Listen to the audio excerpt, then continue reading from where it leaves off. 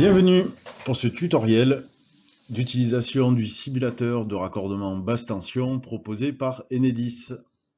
Tout d'abord, il faudra créer donc son compte sur le site monraccordement-enedis.fr pour bénéficier de l'option Simuler un raccordement. Pour cela, vous pouvez directement créer votre simulation ou consulter les historiques de précédentes simulations. Pour cette simulation, l'outil vous demande de paramétrer et notamment de rentrer une adresse pour le futur point de livraison. Je sélectionne la voie et la commune. L'outil me propose le point GPS que l'on pourra ajuster sur la carte. Donc vous avez un pointeur que vous pouvez déplacer et l'intégrer soit au point de pénétration de la parcelle ou du local technique. Je clique sur suivant. Pour terminer ce paramétrage, nous pouvons nommer le compteur associé. Alors il faut savoir que vous pourrez simuler une dizaine de compteurs sur la même simulation pour avoir plusieurs hypothèses techniques. Le type d'usage. Donc l'outil nous propose la consommation, un projet pour la production essentiellement d'électricité et donc la consommation et production simultanée ou la production sur une consommation existante.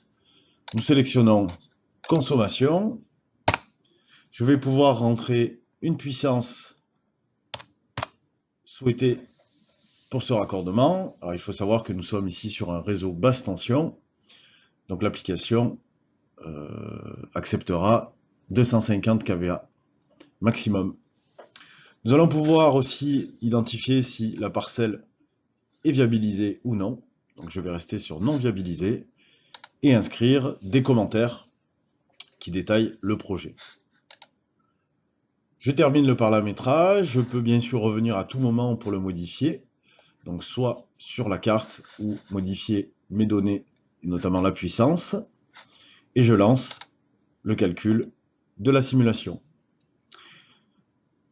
L'outil va intégrer la puissance demandée sur le réseau basse tension actuel et va nous proposer une hypothèse de raccordement. Donc ça dure quelques secondes. Voilà.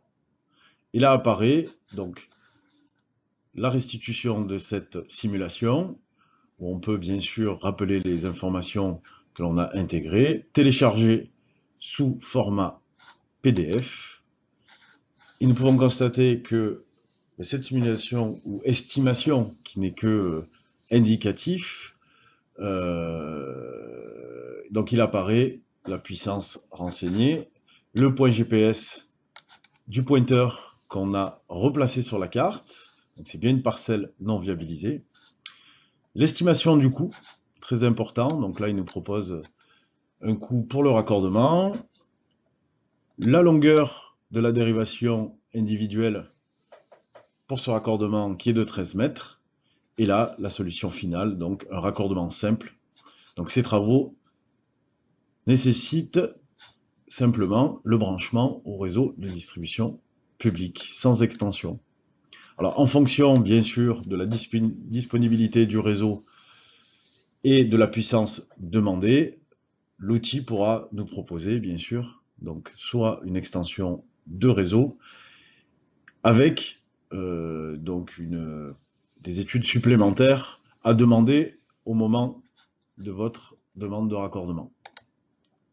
Cette simulation donc, qui est créée a un numéro, donc il faut qu'il soit donné soit au conseiller raccordement au moment de la demande de raccordement, ou elle peut se transmettre directement sur le portail raccordement en pièce justificative avec les autres documents que vous devez fournir.